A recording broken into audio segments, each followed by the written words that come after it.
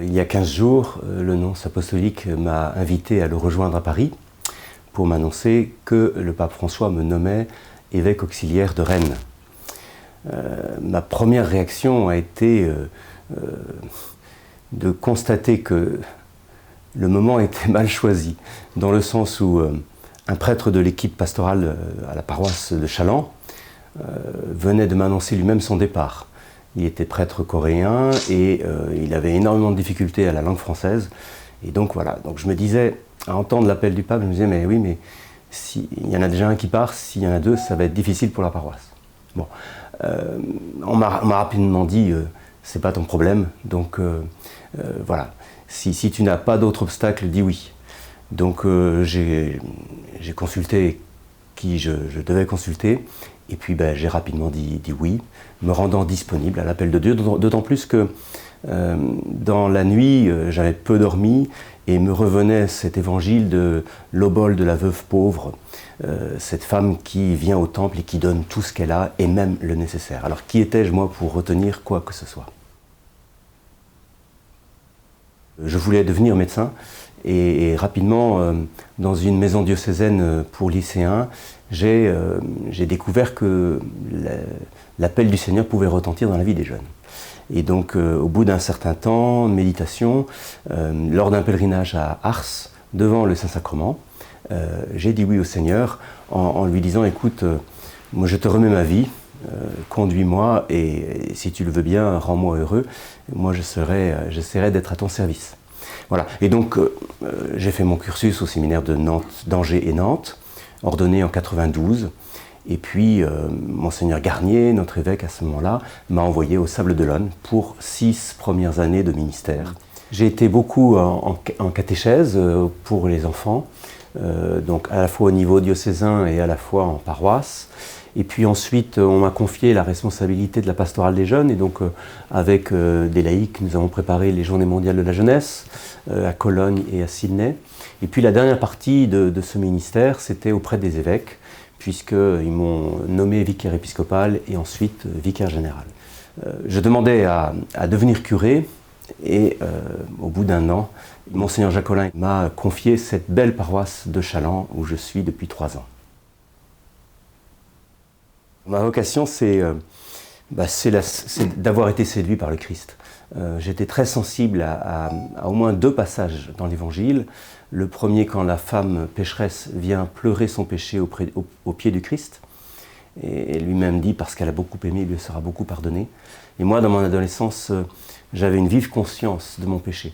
Et donc de cet amour du Christ qui lave les fautes et qui nous relève, vraiment m'a intéressé et séduit.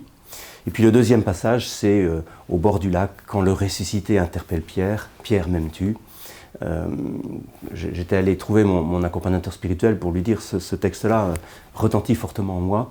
Et il m'a dit, mais va jusqu'au bout du texte. Il y a 2 petits mots qui t'intéresseront. Et les 2 petits mots, c'est « suis-moi ». Et donc je cherchais comment suivre le Christ. Et en voyant partir d'autres jeunes au séminaire, ben voilà, je me suis dit pourquoi pas. Et donc j'ai dit oui devant le Saint-Sacrement à Ars. Alors, la difficulté, c'est de rejoindre les hommes aujourd'hui. Parce que d'une part, il y a un rythme fou. D'autre part, quand on entre dans une maison, il y a souvent la télévision allumée, il y a la radio allumée. Donc on a rarement un espace accueillant qui puisse nous permettre de toucher la personne et de découvrir qui elle est. Mais c'est comme ça, il faut faire avec le monde tel qu'il est. C'est à la fois une difficulté, mais c'est aussi une joie. La rencontre des hommes, à chaque fois que moi je peux aller à la rencontre d'un homme, d'une femme, d'un jeune, d'un enfant, c'est une vraie joie et je me mets d'abord à son écoute. Ces dernières années, j'ai beaucoup appris de la communion Priscille et Aquila, qui est un ensemble de couples missionnaires qui veulent évangéliser d'autres couples. Et la première chose que j'apprends, c'est de me mettre à l'écoute.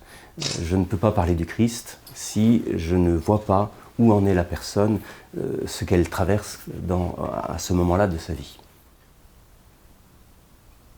Alors ce serait un extrait de la lettre de Paul aux Corinthiens, la première lettre, au chapitre 3, versets 22-23.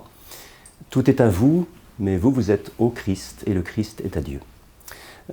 J'ai choisi cette devise, d'une part parce que cette parole, je la porte depuis longtemps, et d'autre part parce qu'elle est pour moi l'expression de la liberté.